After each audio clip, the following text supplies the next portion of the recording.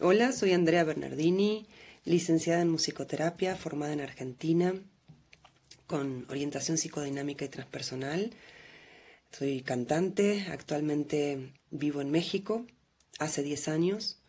Acompaño en consultorio a mujeres para ayudarlas en sus procesos de gestación y a parir con su propia voz.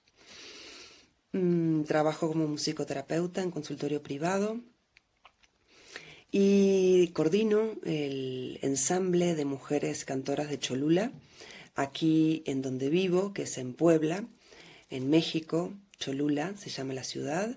Aquí funciona el ensamble, un espacio para las mujeres donde nos juntamos a poner en juego nuestra voz, a conocerla y a compartir, a cantar.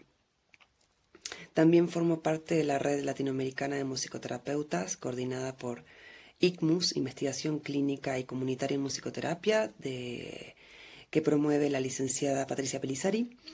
Y formo parte de ese grupo que co-creamos juntas mensualmente un espacio virtual que nace en la pandemia, Encuentro entre Mujeres, donde a través de un dispositivo virtual de musicoterapia nos juntamos, nos escuchamos y realizamos actividades para promover salud entre nosotras. Así que muy contenta de poder compartir este espacio de escucha con Daniel. Nos vemos pronto. Bueno, bienvenida Andrea. Muchas gracias por estar disponible para este encuentro. Eh, Así que ya estás presentada. Si Sí, querés agregar algo. muchas gracias, Daniel. Muy contenta de estar aquí compartiendo con la audiencia, pues lo que se va a ir recibiendo del camino. Así que muchas gracias por la invitación. Bien, gracias. Aclaro para quienes ven este programa por primera vez, este episodio, este streaming. Este programa tiene como una especie de sesgo, que es limitar a los profesionales a hablar sobre la escucha desde sus respectivas profesiones, ¿no? En este caso, vos sos licenciada en musicoterapia, así que vamos a ir abordando el tema de la escucha eh, y viendo, ¿no? Estos aspectos que a veces quedan un poco, como yo digo, eh, en todo lo que es la producción artística y lo que es la salud, incluso, se habla más de lo que hay que hacer, ¿no? De lo que hay que producir. Y yo quiero saber qué pasa con la escucha, ¿no? De aquellos profesionales que se dedican a la salud, al arte, etcétera, ¿no? A la ciencia. Así que empezaría preguntándote, ya que estás en México, que estás en Puebla y en el pueblo de Cholula, entiendo que es un pueblo, ¿no? Y la zona, la región es la de Puebla. ¿Cómo es tu entorno sonoro allí en Puebla? Pues yo vivo, sí, Cholula es una ciudad grande dentro de Puebla que es enorme, pero vivo en una zona que es el campo, es las afueras de Cholula, se llama Tonancintla el lugar. Y el entorno sonoro es muy rico porque vivo enfrente de una milpa, que es el sembradío de lo que en Argentina serían los choclos, ¿no? El maíz, los elotes, como le dicen acá. Entonces, constantemente en las distintas facetas de las épocas del año, puedo escuchar, por ejemplo, cuando el maíz está alto, el sonido del viento es muy característico, pegando en las hojas del maíz seco, ¿no? De las hojas, de las chalas, y ese sonido me encanta. Hay muchos pájaros, por ejemplo, ahorita hay golondrinas, halcones peregrinos. También es muy interesante cómo hay sonidos de todo tipo, porque estamos acá en una zona donde la cultura autóctona tradicional y las influencias también españolas, ¿no? Tienen una sonoridad muy particular. Entonces las iglesias, que son un montón, sonidos de campanadas, porque bastante habitualmente se está haciendo pues algún ritual. Acá la gente todavía conserva sus costumbres prehispánicas y las fusiones, entonces cada tanto sale algún santo de las iglesias a hacer sus peregrinaciones y la gente acompaña, hace cantos, se escuchan cohetes, entonces de repente pues, puede haber sonidos llamativos, intensos. ¿Mm? Me interesa saber en particular, porque sé que es una zona de volcanes, creo que incluso los ves a la distancia, ¿no? Al horizonte. Uh-huh. ¿Escuchás los volcanes cuando rugen? ¿Cómo le llamas a eso? ¿Qué sensación que te provee? Muy interesante, porque al principio no me daba cuenta. Yo hace 10 años que vivo aquí y al principio hay temblores muy seguido. Es un territorio México en general donde hay temblores seguidos. Entonces, una cosa es el movimiento de la tierra, pero el volcán en sí, yo lo he escuchado o por las sensaciones más como una vibración, ¿no? De repente he escuchado como una especie de gruñido, como una cosa así, y luego lo escucho a través de la manifestación de otros objetos que se mueven, como las ventanas. Entonces luego tiemblan las ventanas. Yo digo, hubo una erupción. ¿Mm? Entonces son las formas de comunicación, de diálogo con el volcán. ¿Y eso te produce alguna sensación, alguna emoción, ese sonido o no? Eh, Me da una sensación como de conexión profunda con la entraña de la tierra. Es algo muy particular. Eh, es como una forma de hacerse oír del centro de la tierra. Entonces, a mí, en lo personal, sí me hace poner un tipo de atención a lo que pasa internamente conmigo, ¿no? Entonces, es como una referencia para prestarme atención. A mí, en lo particular, me pasa eso. Bien. Mm. Tiene algo porque como acá en Buenos Aires y en general, no en el país, aunque hay zonas donde también hay volcanes, uno podría entender que uno sentiría miedo, ¿no? Pero no es el caso por lo que describís. Al principio me daba miedo porque no era algo que yo conociera.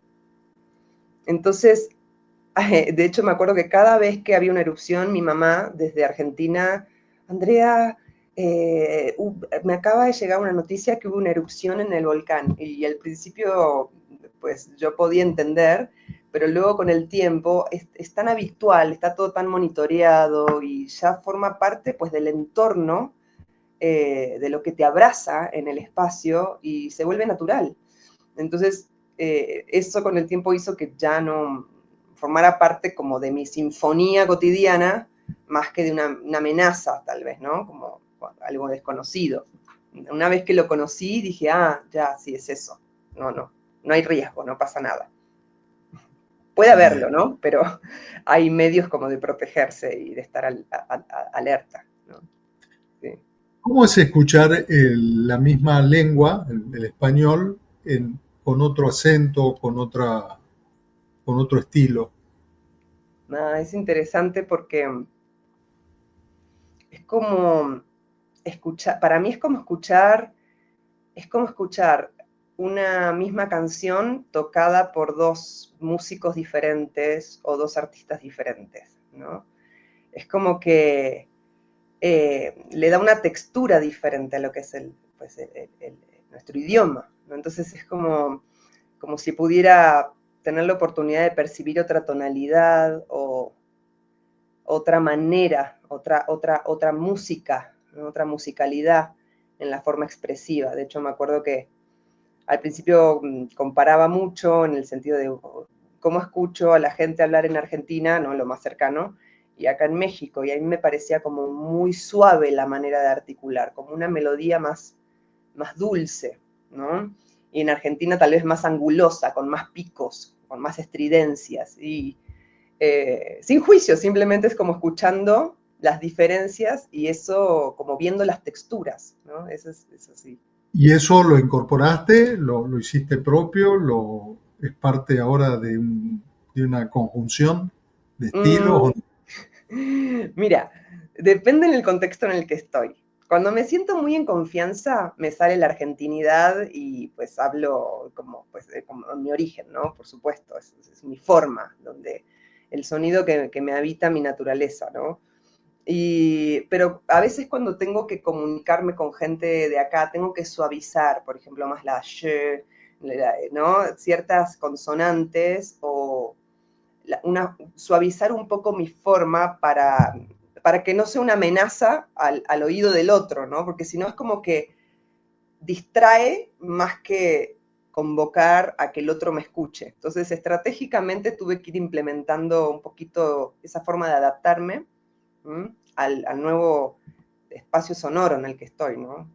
Entonces, pues, sí. Bien. Sos musicoterapeuta. Sería necesario, tal vez, sobre todo acá en la Argentina, eh,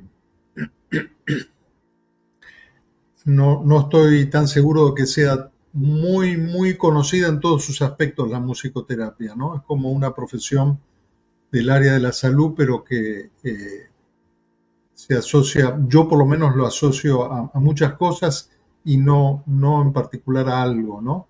Ujú. En el quehacer.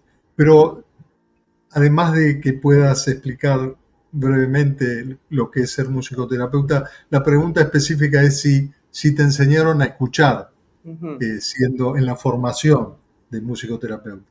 Ujú. Bueno, en realidad la disciplina de la musicoterapia es una carrera de formación universitaria que está desde muchos años en Argentina. Es uno de los países pioneros, de hecho, en, en la apertura, digamos, y la sistematización de la práctica profesional de la musicoterapia en los años 60. La Universidad del Salvador fue la primera, luego se fue abriendo en otras universidades. Actualmente en la UBA 5 universidades dictan la carrera de grado. Y la musicoterapia es una disciplina con basamento científico de la salud, eh, que utiliza la música como un medio para promover salud, para rehabilitar a las personas cuando tienen algún tipo de dificultad. Puede ser rehabilitación neurológica, puede ser en atención de las neurodivergencias, por ejemplo, puede ser en neurosis, en angustias, en duelos. Por ejemplo, yo me especialicé en el Hospital Álvarez con un equipo en en la sección psicosomáticas y estrés postraumático. Entonces, como que mi área de especialidad tiene que ver con los trastornos, con el estrés postraumático, ¿no? En musicoterapia. Ajá. Sí, y me comentabas sobre el tema si nos enseñan a escuchar, ¿no? En realidad, sí, en musicoterapia la escucha es una parte central en la formación del musicoterapeuta, ¿no? Eh, no solamente la escucha externa de lo que sucede cuando la persona eh, se expresa a través de los instrumentos, ¿no? Hay algo que se utiliza mucho en musicoterapia, que es la improvisación clínica, sonoro-musical, donde la persona toca diversos instrumentos con distintas consignas según los objetivos terapéuticos, que esto es algo importante, es el uso de la música con objetivos terapéuticos. Entonces hay un entrenamiento del musicoterapeuta respecto a lo que suena de manera fenomenológica. Entonces aprendemos a escuchar como si tuviéramos varios escuchantes internamente.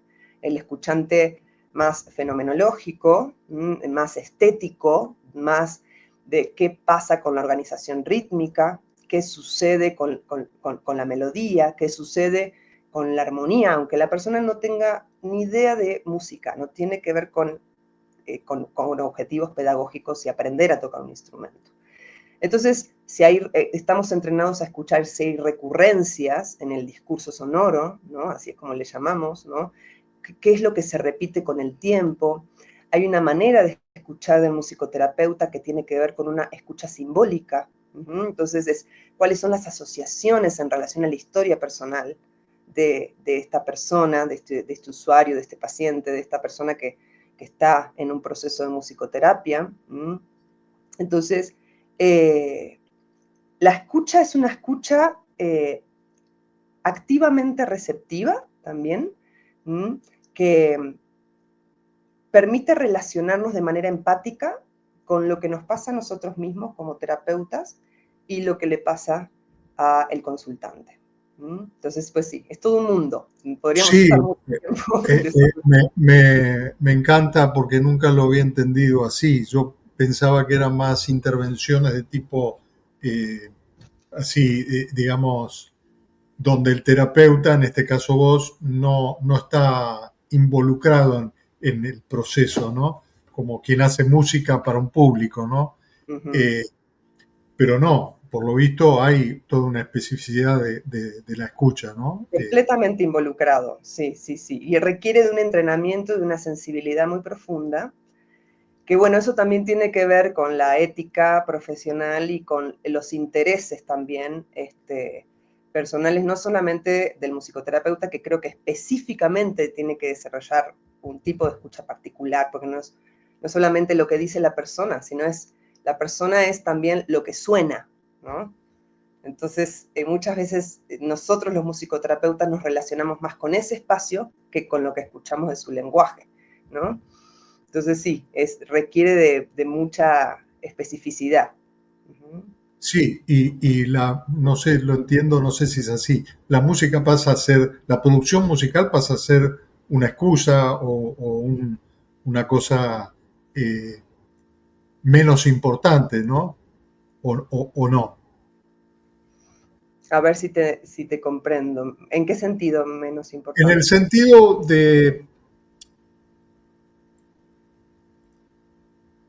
que no es necesario tener una excelencia en la ejecución, Ah, en la producción, en ese sentido. el que tiene que tener conocimiento es el musicoterapeuta, porque es como, eh, a ver, en la especialidad de, no sé, de un cirujano, que es el manejo del bisturí, por supuesto que tiene que saber cómo usar, ¿no?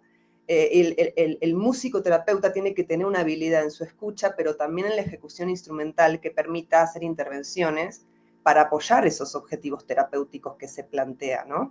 Entonces, el que no tiene necesidad de saber, si bien hay musicoterapia para músicos, ¿no? Que consultan a musicoterapeutas, o para personas que tienen cualquier problema emocional, pueden también hacer una consulta a musicoterapia, ¿no?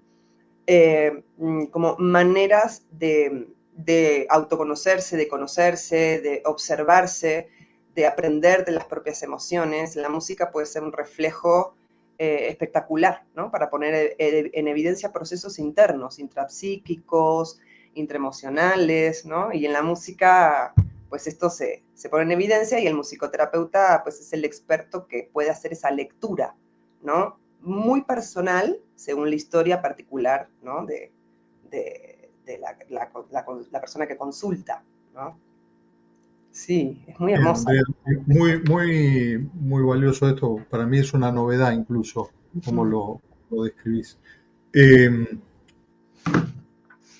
Como son tantas facetas las que vos desplegás allí en Puebla, me interesa ir un poco, tal vez quedan cosas para otros encuentros, ¿no? O para un próximo capítulo. Exacto, sí, sí, seguramente. Pero hay todo la gente puede verte en Instagram, incluso en todas tus actividades que son múltiples, ¿no? Uh-huh. Pero indudablemente creo que tu tarea está abocada o enfocada hacia lo femenino, hacia la mujer. Ahí hago una separación, ¿no? Como digo lo femenino, que sería una categoría que podría incluir a los varones o no, y Exacto. Uh-huh. las mujeres, pero en realidad tu actividad está más focalizada a las mujeres, por lo menos en lo que uno puede ver en las redes. En las redes, ¿no? Entonces Uh-huh. la pregunta que tenía para hacerte un poco rara es si las mujeres se escuchan diferente que los varones o que los hombres. Me pareció muy interesante esta pregunta que estás haciendo. La verdad nunca me había hecho esa pregunta, ¿no? Pero creo que está buena hacérsela, porque sí, en los últimos años me he relacionado con las necesidades de los grupos, de lo femenino también, por mi propia búsqueda personal en cuanto a entender a mi femenino, al aspecto de lo femenino en mí. en el conocimiento de la ancestralidad en esta tierra, aquí en México, pues el chamanismo y todos estas formas de entendimiento que relacionan las energías de lo femenino y el masculino, desde la psicología, pensando en los arquetipos, me fueron llevando a mi búsqueda personal de decir, bueno, ¿qué pasa con la ciclicidad? ¿No? ¿Cómo se mueve esto en mi vida? ¿Cómo se manifiesta en la naturaleza, dentro mío, ¿no? En el canto, ¿no? Y bueno, creo que históricamente las mujeres, ¿no? Hemos desarrollado una sensibilidad especial, ¿no? Sobre todo hacia los tonos tal vez emocionales, ¿no? A los matices de las palabras. También hay que tener en cuenta esto que ahora está mucho más visible a nivel social respecto a que las voces femeninas han sido silenciadas durante mucho tiempo, ¿verdad? Entonces, relegadas a un segundo plano. Entonces, hoy las mujeres que nos juntamos, por ejemplo, en este ensamble vocal de mujeres que dirijo aquí en Cholula, ¿no? Donde nos juntamos las mujeres cantoras, nos estamos escuchando unas a otras en algo que es muy particular de las mujeres y que por eso muchos hombres a veces me dicen, pero ¿por qué no podemos ir los hombres al ensamble? Entonces es muy interesante porque pues son temas distintos que surgen de las necesidades de lo femenino y de lo masculino, ¿no? Entonces atender particularmente estas necesidades desde la escucha creo que es vital, ¿no? Entonces sí, creo que sí hay una forma de escuchar según la cultura y la relación con lo que tiene que ver propio con lo femenino, ¿no? Entonces, ¿para quiénes cantan las mujeres?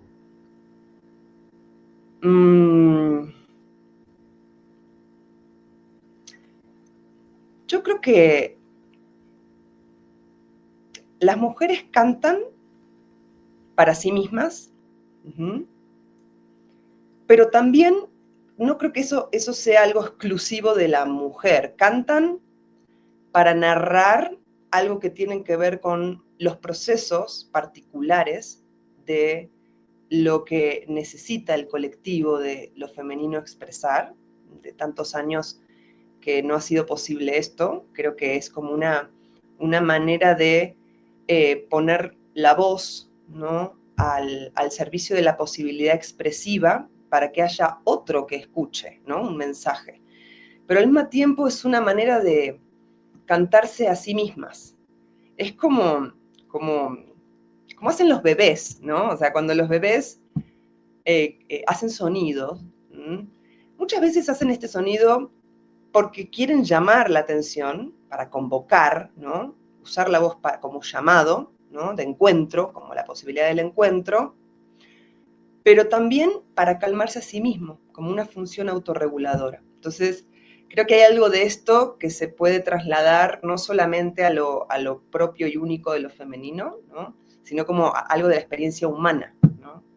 Bien, bien, ahí yo distingo entonces entre una actualización de lo político, digo yo, político, respecto al ser mujer, ¿no? Es decir, recuperar la voz en tanto ser mujer, y también ahí pasaríamos al tema que a mí más me llamó la atención de tu actividad, es acompañar los ciclos vitales, ¿no? Acompañar al cuerpo de la mujer en particular.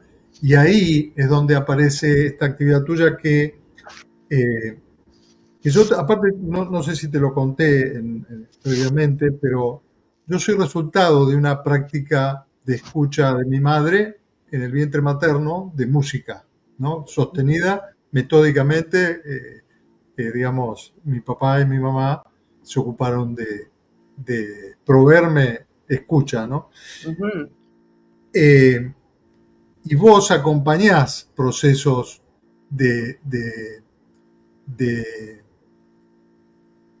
de, digamos, de canto para gestar, ¿no? O mientras se está gestando, ¿no?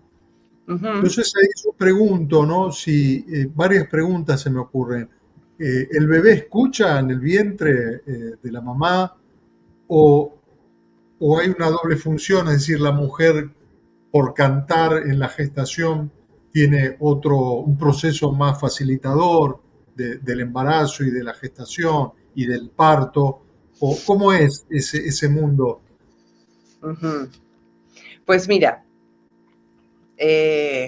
justo mi métier ahí que me encanta y que se desarrolló muchísimo cuando tuve la oportunidad. O sea, yo ya trabajaba acompañando mujeres embarazadas como musicoterapeuta eh, en los procesos de gestación y parto, ¿no? Pero realmente se ancló la experiencia de comprender de qué se trataba esto cuando fui madre y cuando parí. Yo tuve la suerte de tener un parto sin intervención, un parto completamente humanizado, un parto en mi casa, con una partera, y, y fue una experiencia que a mí me cambió la vida en cuanto a percepción de mi propio sonido y cómo la voz podía ser un recurso para gestionar mis propias emociones en el momento, emociones, sensaciones físicas, no solamente emociones, y los pensamientos, ¿no? Como, si podemos como abordarlo desde estos tres planos, ¿no? Lo físico, lo emocional y lo mental. Físico incluyendo la parte biológica, las hormonas, porque ya está, ya se sabe a nivel científico que cuando estamos cantando, estamos activando áreas del cerebro que segregan ciertas hormonas, que son los opiáceos naturales, como las endorfinas, y que compensan estas hormonas de cortisol, de estrés, que hay una cantidad natural en el momento del parto necesaria, pero luego en esta sociedad que habitamos moderna estamos constantemente percibiéndonos en peligro, entonces está más difícil. Entonces el canto es una herramienta, no es algo para que sea más bonita la experiencia de gestar y parir. Se transforma en un recurso completamente terapéutico y para empoderar a las mujeres a recordar su naturaleza de cómo participar de manera consciente en lo que significa dar vida y dejar de ser eh, mujeres al servicio de una palabra del saber médico, ¿no? Que es muy fuerte, muchas veces muy necesaria, pero a veces se confunde mucho esta posibilidad que tenemos las mujeres de poder hacernos responsables de lo que significa sentir y para qué sirve, ¿no? Estas experiencias del dolor, en el parto, ¿no? Bueno, tuve la suerte de hacer esto. Entonces, esos fueron mis primeros recorridos de ver cómo puede ser útil, ¿sí? Para la mujer. Ya había un área de especialidad, de hecho, Gabriel Federico es uno de mis maestros de la universidad y un gran referente de lo que es la musicoterapia en el área obstétrica y perinatal. Es una persona que ha investigado muchísimo sobre el tema, de cómo escucha un bebé, todo lo que yo aprendí en gran parte viene de sus enseñanzas y luego de la personal, ¿no? Entonces, con Ahora, respecto... perdón, Sí, disculpame, te interrumpo. ¿Vos tenés la experiencia de que tu bebé haya reconocido lo que vos le cantabas cuando exacto. nació? Sí, esta es otra, el otro pilar. Uno es la importancia de cantar para gestar, de para qué sirve, como cosas que nombré recién sintéticamente, gestión de emociones, conexión y prevención del vínculo materno con el bebé, o sea que existe mucho antes de que lo veas, ¿no? Y el canto es un puente y tener en cuenta que el segundo sentido más importante que se desarrolla intrauterinamente y de forma completa es el oído, ¿sí? Luego, y hasta después de Primero es el nacer, tacto. Primero es el tacto. exacto, sí. Luego el oído, no me acuerdo después el orden de lo que sigue, ¿no? Pero sé que la vista mucho después, de hecho, de nacer, ¿no? El olfato, el gusto, pero hay una función importante en escuchar tempranamente. Entonces, este puente emocional se sabe que sirve para, primero, tiene que ver con la regulación del sistema nervioso, en la formación natural, ¿sí? Del sistema nervioso, la conexión con el canto a nivel de lo que pasa en el cerebro, en la formación del bebé, intrauterinamente. Y por otro lado,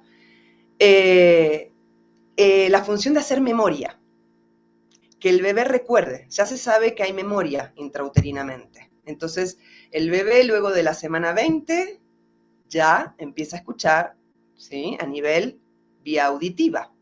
Pero luego hay otras maneras de percibir presencia, ¿m?, y escucha de lo externo, si pudiera ser, que es a través, por ejemplo, de la voz de la madre en lo que es la sensación del tacto, la vibración. Es una vía de escucha también. Igual que la vía hormonal. La vía hormonal le da información a este bebé de lo que está pasando. Y es una manera de ir anticipándose en este puente de lo que es el mundo intrauterino a lo que va a ser luego fuera del útero. ¿Qué va a pasar? Si un bebé estuvo escuchando melodías de una madre conectada, de un padre, porque luego el bebé empieza a escuchar también el sonido más cercano de referencia, que es la voz del padre, ¿sí?, o de la abuela, los que estén en el contexto. Si este bebé, luego de nacer, escucha esas melodías que fueron amplificadas en el útero a través de la vibración de los huesos de la madre, que es como se amplifica el sonido intrauterinamente, este bebé va a sentir que este sonido no solamente es una escucha de referencia, sino que representa contención y contacto. Entonces esto a nivel formativo y emocional genera una serie de bases y de condiciones basales para el desarrollo, para el neurodesarrollo, pero también para el desarrollo emocional de este bebé que va a seguir desarrollándose. Muy importante. Sí, a mí me parece, dicho así como lo decís, me parece muy significativo que no se tenga conciencia en estos términos, ¿no?, de esta vinculación, o que sea intuitivo eso solamente, ¿no?, y no que esté articulado, enseñado, aprendido, ¿no?, para fomentar esa tamaña influencia, ¿no?, que puede recibir un bebé. Ahora, vuelvo a la pregunta, en tu experiencia personal, tu hijo, ¿se acuerda de alguna manera? ¿Hay evidencia que se acuerde? Sí, yo le cantaba 3 canciones a mi hijo. Una era una canción que a mí me ponía muy feliz, que es una canción de un dúo de Mali, africano, que se llama Amadou y Marian y Amadou, y se llama Sabali la canción. Es una canción para mí muy alegre. Después, cuando vi de qué se trataba la letra, me quedé impactada porque yo no tenía ni idea. La palabra todo el tiempo habla de la paciencia, ¿no? Habla de honrar la paciencia, ¿no?, en el proceso de lo que fue después el puerperio, ¿no? Me acompañó durante el posparto, durante el embarazo. Yo bailaba y cantaba esta canción muchísimo. Y luego cuando la cantaba, ya cuando Santi estaba llorando, por ejemplo, y yo cantaba esta canción, era algo que pasaba con sus manitas que se empezaban como a agitar y sus piecitos se empezaban a mover. Y yo me daba cuenta que cada vez que cantaba esta canción pasaba lo mismo. Entonces él respondía a esto, no solamente era porque lo conocía, a lo mismo que, por ejemplo, la canción que otra canción en un canto que yo lo transformé en canto de cuna, que es un canto mapuche. Y es un canto que hoy en día él tiene 11 años y me dice, mamá, cantame el wiwi, que es el canto mapuche del viento, ¿no? Entonces yo le canto el wiwi, ¿no?, que es lo único que dice la letra, y él inmediatamente se queda dormido. Está angustiado y es como si le recordara algo de él, que creo que tiene que ver con esta memoria intrauterina de calma y de sentir estructura, de sentir contención, ¿no? Solo con el canto, la memoria del canto, que tantas veces se lo canté, yo creo que esa presión de la vibración, pues generó un tipo de memoria también somática que tiene sus efectos. Entonces, claro, esto es uno de los objetivos, que la mamá le cante sus canciones preferidas, porque eso genera un vínculo después, post-parto. Bien. Que después tendrá que llevar a terapia para hacer algún tipo de desapego. Después, bueno, Desapego, ¿no? hay que hacer el caminito. va a quedar muchas cosas fuera de esta conversación, porque es muy rica toda tu actividad.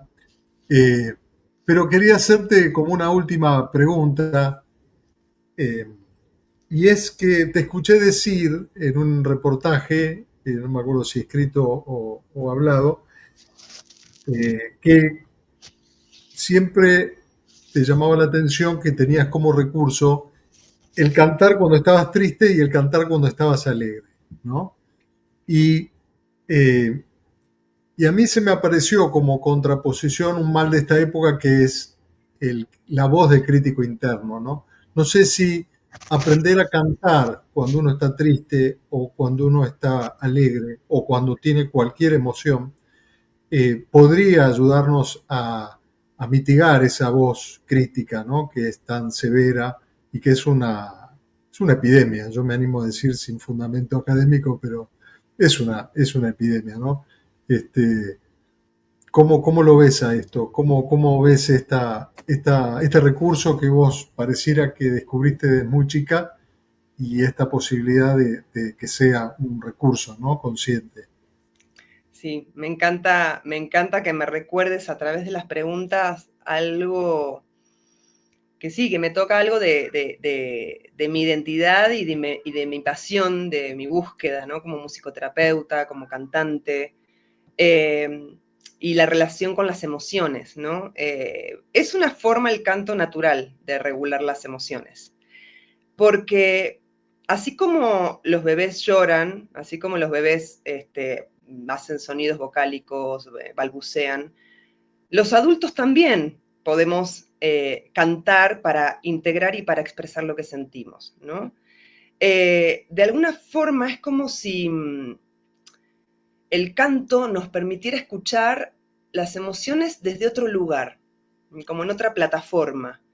Eh, o la identificación con, yo no lo puedo, no, tal vez no sé cómo decirlo, pero esta canción habla de esto que siento, ¿no? Entonces es una forma de poner sonidos muchas veces, a veces es el clima emocional a lo que, a lo que estoy experimentando y es como una manera de digerir, es como una manera de hacer espacio sin negar la emoción. Y la música es excelente para la gestión emocional. Esto tendría que estar, o sea, se enseña la música en las escuelas, pero no con una perspectiva de este tipo, ¿no? Que creo que es muy valiosa, ¿no? De mediar, de que la música sea una mediadora de las emociones propias, sobre todo. Exactamente, eso yo cantaba, yo me acuerdo, me angustiaba y yo lo que hacía era inventar canciones con lo que me pasaba. Entonces, era como una especie de, yo lo comprendo y lo que fui entendiendo con el tiempo y luego con el estudio, que tiene que ver con esto, con una forma de mediatizar, pero también de integrar, de elaborar.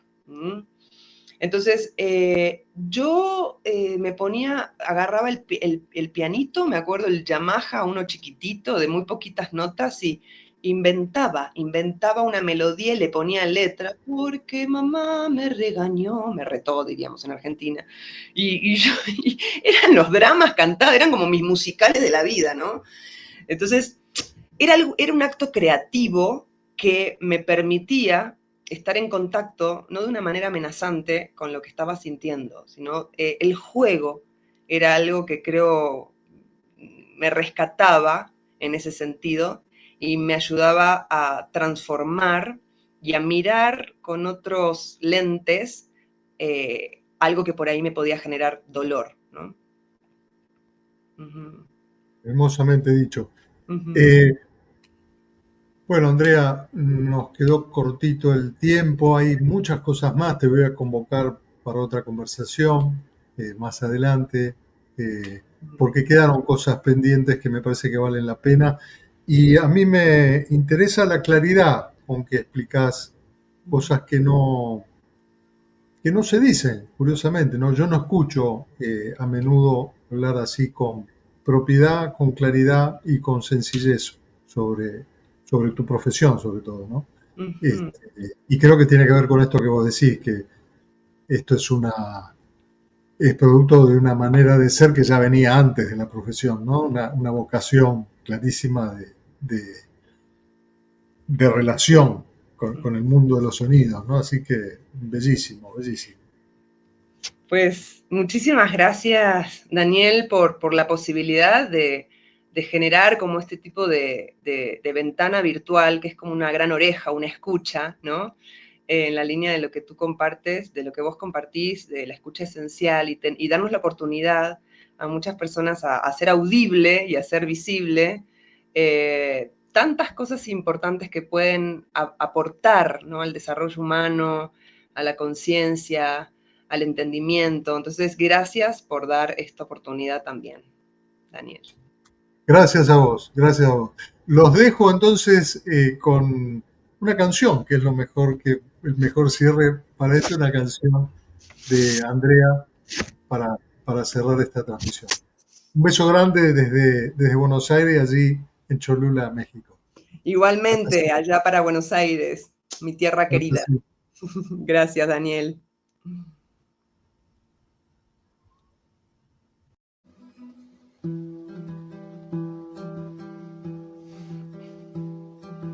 Abismo que me sostienes con hilo de luz, mueve las olas del árbol que se seca de vos. Cuando cree que llega el sincero, brota en forma de canción. Canta mi ave lo que igual será hueco fértil de luz.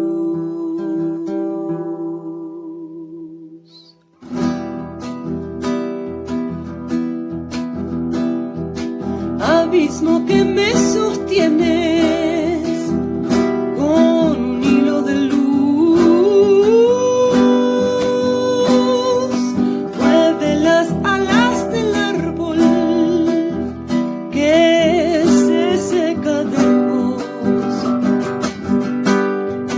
Cuando cree que llega el sincero, brota en forma de canción. Canta mi ave lo que igual será hueco fértil de luz.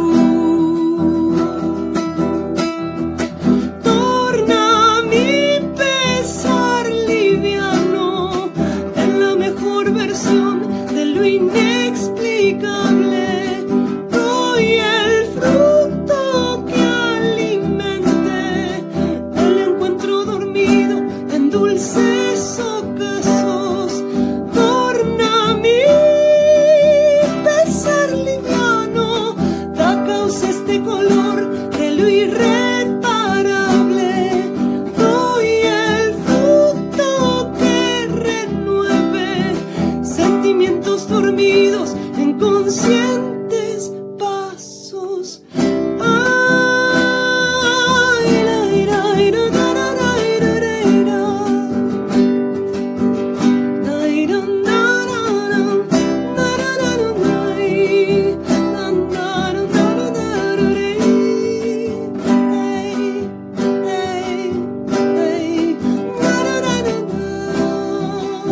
Da, da, da, da, da, da, ira, ira, ira.